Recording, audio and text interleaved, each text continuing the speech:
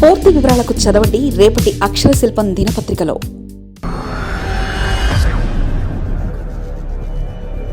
ద్రవ్యోల్బణంపై అస్పృశ్యత ఇంకెన్నాళ్ళు? అక్కడ రివర్స్ ద్రవ్యోల్బణం, ఇక్కడ వరస్ట్ ద్రవ్యోల్బణం. ఈ వ్యవస్థ దేనికి సంకేతం? ఆర్థిక రంగం స్థిరంగా ఉండాలంటే, నిత్యావసరాలతో సహా ఇతరత్ర వస్తువులు సేవల ధరలు అదుపులో ఉండాలంటే ద్రవ్యోల్బణం నియంత్రణలో ఉండాలి. మరో రకంగా చెప్పాలంటే ద్రవ్యోల్బణం అంటే ధరల పెరుగుదలకు సూచిక. ఇది అదుపులో ఉండే ధరలు అదుపులో ఉన్నట్టే లెక్క. కేంద్ర ఆర్థిక శాఖ, రిజర్వ్ బ్యాంకు ద్రవ్యోల్బణం రేటును ఎప్పటికప్పుడు ప్రకటించడంతో పాటు దానికి అనుగుణంగా ఆర్థికపరమైన నిర్ణయాలు తీసుకుంటాయి. ఒకవేళ ద్రవ్యోల్బణం తిరోగమనంలో పయనిస్తే దాన్ని రివర్స్ లేదా ప్రతి ద్రవ్యోల్బణం డిప్లిషన్గా వ్యవహరిస్తారు. అంటే ధరలు క్రమంగా తగ్గిపోతున్నప్పుడు ప్రతి ద్రవ్యోల్బణంగా నమోదవుతుంది. అయితే భారతదేశ చరిత్రలో జాతీయ స్థాయిలో కానీ రాష్ట్రాల స్థాయిలో కానీ ఇంతవరకు ఎప్పుడూ ప్రతి ద్రవ్యోల్బణం నమోదైన దాఖలాలు. కానీ ఇప్పుడు తొలిసారి ఒక రాష్ట్రం ఆ దిశగా పయనిస్తున్నట్టు తాజా ద్రవ్యోల్బణం సూచి వెల్లడించింది. అదే మన దాయాది తెలుగు రాష్ట్రం తెలంగాణ. అంటే ఆ రాష్ట్రంలో వస్తు సేవల ధరలు బాగా తగ్గిపోతున్నట్లు భావించాలి. కానీ ధరలు తగ్గుముఖం పట్టిన దాఖలాలు లేకపోయినా కేంద్ర ప్రభుత్వం ద్రవ్యోల్బణం అంచనాకు కొన్ని ప్రమాణాలు నిర్దేశించింది. వాటిని అనుసరించి ద్రవ్యోల్బణం, ప్రతి ద్రవ్యోల్బణం అనే దాన్ని ఆర్థిక శాఖ ప్రకటిస్తుంది. కానీ క్షేత్రస్థాయిలో ధరల పరిస్థితికి ఈ అంచనాలకు చాలా వరకు పొంతనుండదు.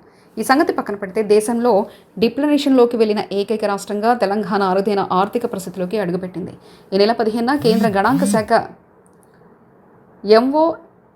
MOSPI విడుదల చేసిన సమాచారం ప్రకారం 2005 జూన్ నెలలో తెలంగాణలో ద్రవ్యోల్బణ రేటు తిరోగమనంలో పడి 0.93% నమోదైంది. ఇదే సమయానికి జాతీయ సగటు ద్రవ్యోల్బణం 2.1% ఉంది.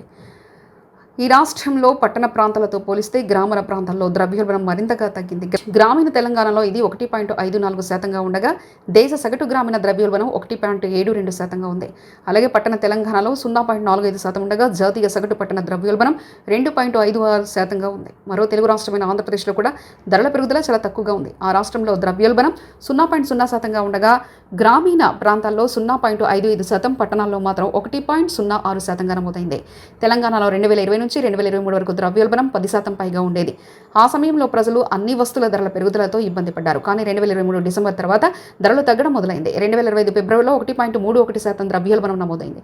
మార్చిలో 1.06%, ఏప్రిల్లో 1.26%, మే నెలలో 0.55%, జూన్ నెలలో 0.93% ఉంది.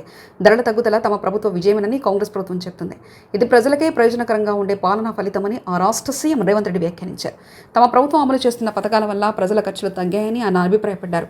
ఆహార ధరలు తగ్గడం, విద్యుత్ ఛార్జీల నియంత్రణ కూడా డిప్లేషన్కు కారణమయ్యే అంశాలని ఆర్థిక నిపుణులు చెప్తున్నారు. అయితే దీని ప్రభుత్వ పథకాల ఫలితంగా మాత్రమే చూడకూడదని, మార్కెట్లో ఉన్న ఇతర కారణాలను కూడా పరిగణలోకి తీసుకోవాలని సూచిస్తున్నారు. తాత్కాలికంగా చూస్తే ధరల తగ్గుదల వినియోగదారులకు ఊరటగానే అనిపించినా దీర్ఘకాలంలో మాత్రం ప్రతికూల ప్రభావం పడే అవకాశం ఉందని మరికొందరు ఆర్థిక నిపుణులు వాదిస్తున్నారు. డిప్లేషన్ అంటే నిత్యావసర ధరలు తగ్గడం ఒకటే కాదని, మార్కెట్ డిమాండ్ తగ్గడం, పెట్టుబడులు తగ్గిపోవడం ఆర్థిక మందగమనానికి సంకేతంగా కూడా భావించాలంటారు.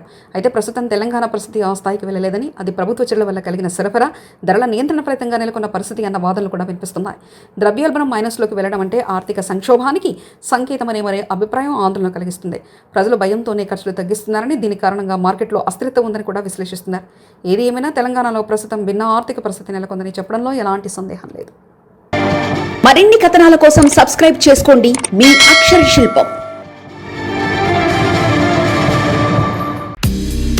పూర్తి వివరాలకు చదవండి రేపటి అక్షర శిల్పం దినపత్రికలో.